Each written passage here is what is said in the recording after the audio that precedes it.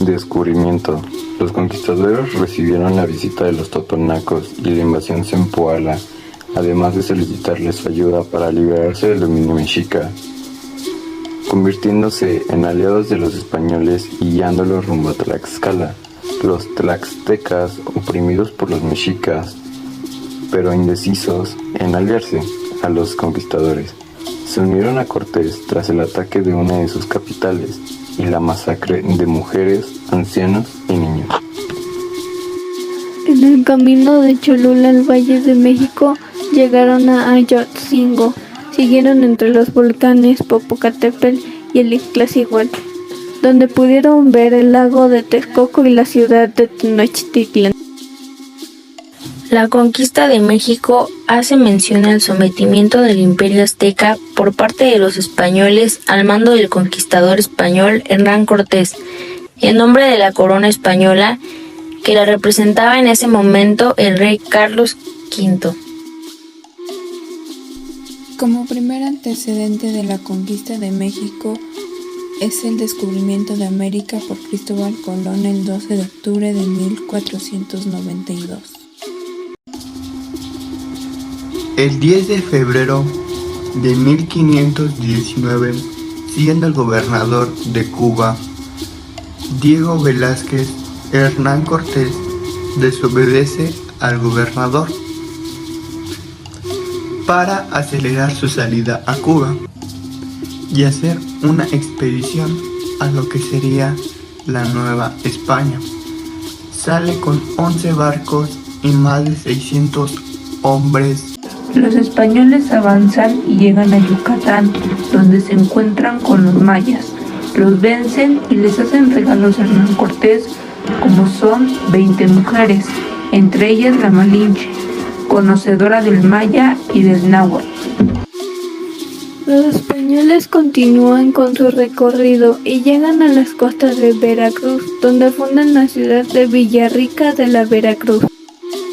Empieza el sitio en la Gran Tenochtitlan, que dura alrededor de 3 años, donde los españoles tienen una gran derrota, la Noche Triste, 1 de julio de 1520. Cortés se sienta bajo un árbol y llora por su derrota.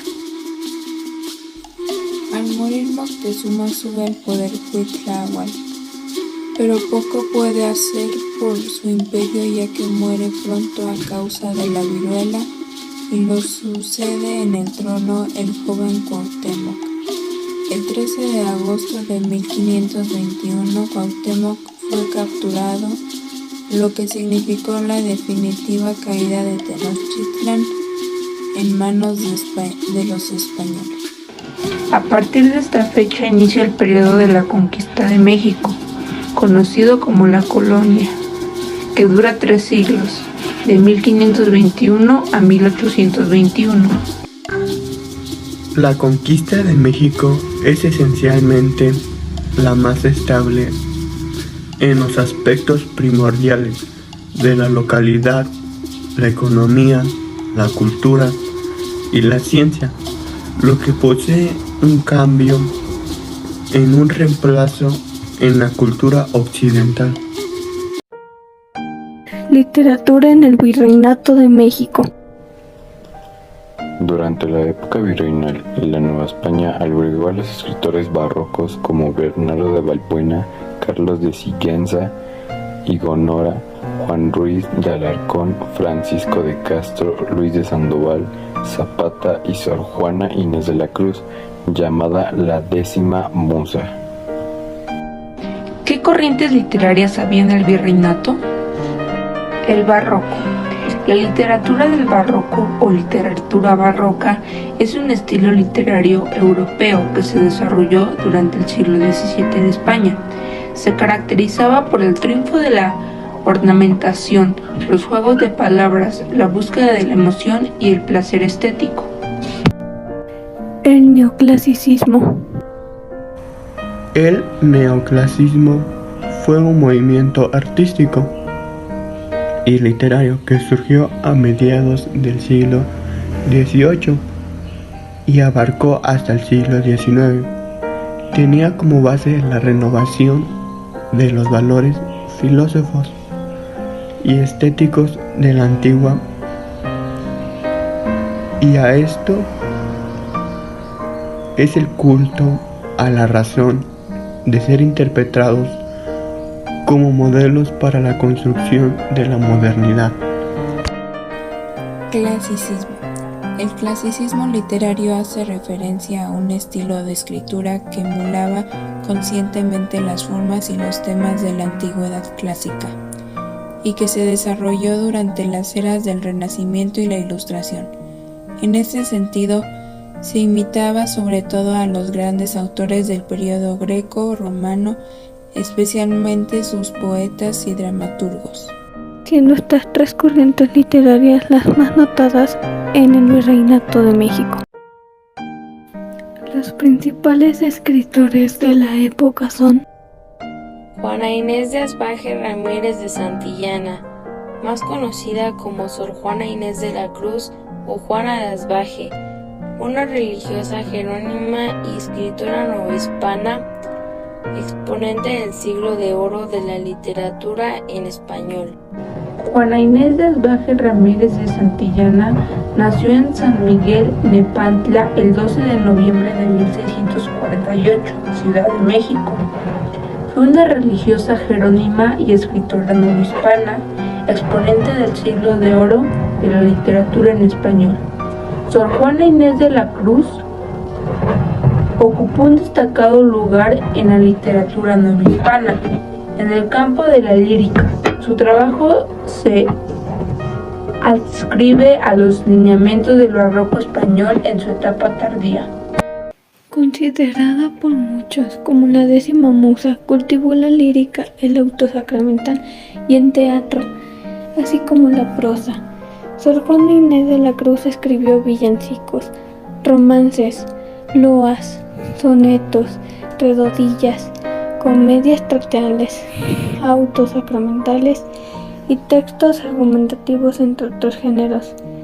En todo hizo gala de su dominio del discurso y sus profundos conocimientos, siendo así Los empeños de una casa una de sus obras más reconocidas.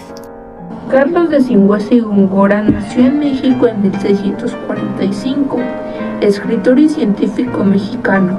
Fue profesor de astronomía y de matemáticas en la Universidad de México. Participó en expediciones científicas y colonizadoras y desarrolló una vasta labor investigadora, patente en el Manifiesto Filosófico contra los Cometas en 1681 y en la Libra Astronómica y Filosófica en 1690. Juan Ruiz de Alarcón y Mendoza. Otro personaje que cabe resaltar es Juan Ruiz de Alarcón y Mendoza, nacido en Taxco al año de 1581 y finado en Madrid en 4 de agosto de 1639. Fue un escritor novohispano del siglo de oro que cultivó distintas variantes de la dramaturgia. Entre sus obras destacan la comedia La verdad sospechosa, que constituye una de las obras clave del teatro barroco hispanoamericano, comparable a las mejores piezas de Lope Vega o Tirso de Molina. Las notas sobre la infancia de Juan Ruiz de Alarcón son escasas. Nació en Taxco, en una localidad que actualmente forma parte del estado de Guerrero. Se sabe que su abuelo materno era judío y que su abuelo paterno era hijo de un sacerdote de La Mancha y esclava mora. Todo indica que provenía de una familia bien relacionada con la nobleza castellana. Estudió de 1596 a 1598 en la Real y Pontificia Universidad de México.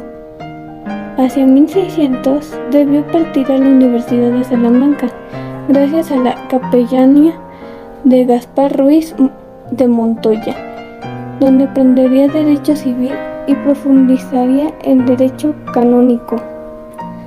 Durante su estancia en Salamanca, Alarcón comenzó a destacar como autor de piezas dramáticas y ensayos. Para 1606 marchó a Sevilla con el propósito de ejercer como litigante en sus asuntos mercantiles y canónicos. Allí conoció a Miguel de Cervantes Saavedra, quien influiría posteriormente en sus obras como La Cueva de Salamanca y El semejante a sí mismo. En los primeros meses de 1607 decidió regresar a Nueva España. 2 años después obtuvo el título de licenciado en Derecho y opuso sin éxito a varias cátedras. A su llegada a Madrid comienza la etapa más fructífera de su producción literaria. Sus primeras obras en representarse fueron Las paredes oyen y Los pechos privilegiados, ambas con moderado éxito. Pronto fue conocido en el círculo literario madrileño, aunque nunca estableció vínculos profundos con ninguno de sus integrantes. Por el contrario, se ganó la enemistad de otros. Se conversan muchas redondillas acrobaticas y alusiones disfrazadas a Alarcón, quien siempre fue ridiculizado por su físico.